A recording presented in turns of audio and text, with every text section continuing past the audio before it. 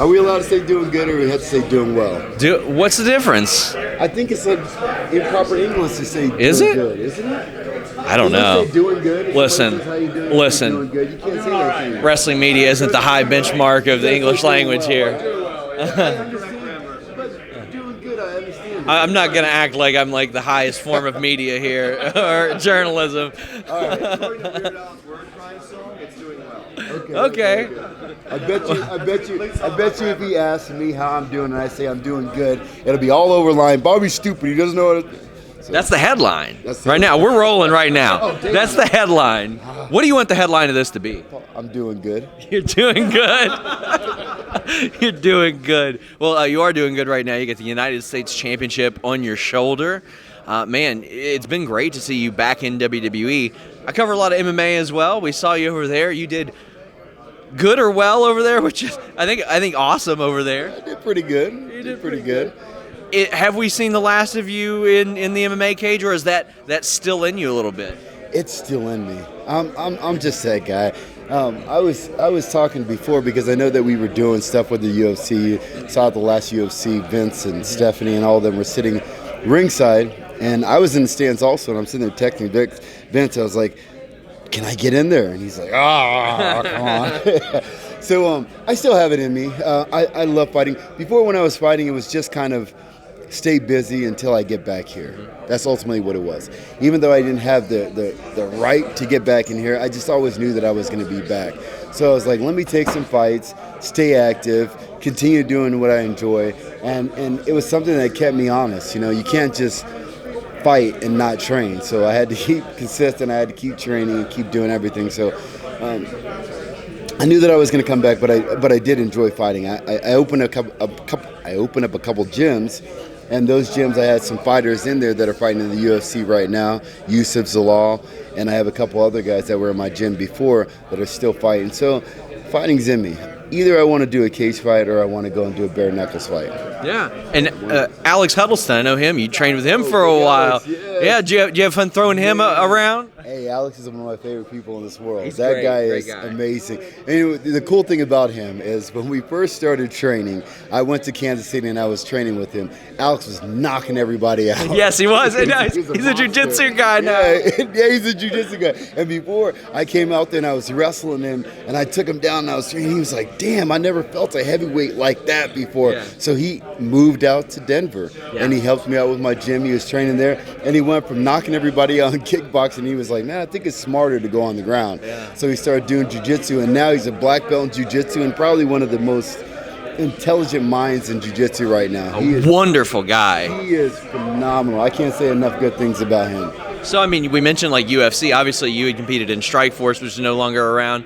But the Paul brothers have been in and out of WWE. They're paying people an awful lot of money these days, too. Have you had any conversations like with them about possibly doing some stuff on their cards? Man, I told Paul when, and Logan.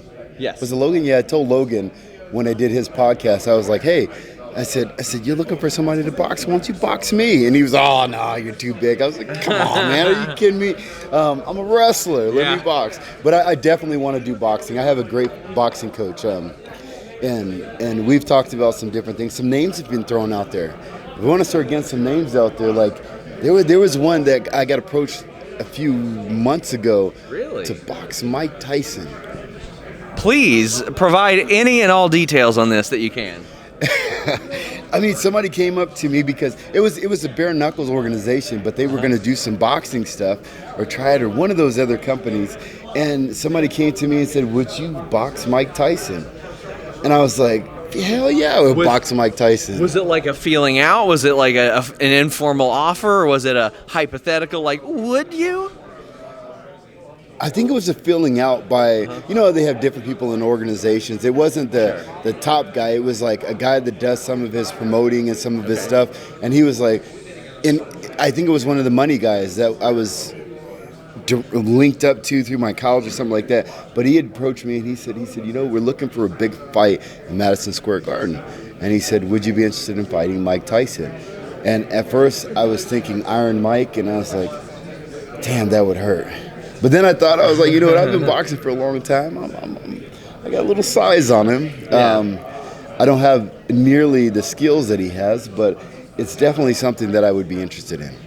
Man, I thought when he fought Jones, I was like, okay, I think maybe Jones will win because he was a little less removed from active competition. And then I saw it, and I was like, and Roy Jones better be happy this was an exhibition, like, 'cause I know. Mike was lighting him up. I know. Mike is still Mike. It's like Mike has since been doing different things with this podcast, and he's pretty open about smoking and DMT and everything like that. But he's still Mike Tyson. He went in there high. Yeah, he's still Mike Tyson. But you know what? Everybody talks about, would you fight Mike Tyson?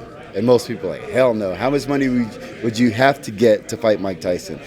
And it's astronomical numbers for most people. For me, it would be an honor to fight Mike Tyson, and I would like to be able to do it. Is it a far stretch for me? Yeah, it'd be a little tough. I'm a wrestler, but I've been boxing for a long time, so I would definitely like to take that fight. As we wrap up, has anybody tried to test you in the ring? We've got some people like Riddle who have UFC backgrounds. We've got Brock Lesnar. He's been known to, like, I remember one time he clocked Braun in the side of the head for going a little too tough. Has that happened where anybody's kind of like done something and either impressed you or you've been like, all right, I'm going to throw you around a little bit? I had one person try to do something a little slide to me, and I just kind of like afterwards, I was like, hey man, good match and everything like that. Drake Maverick. No.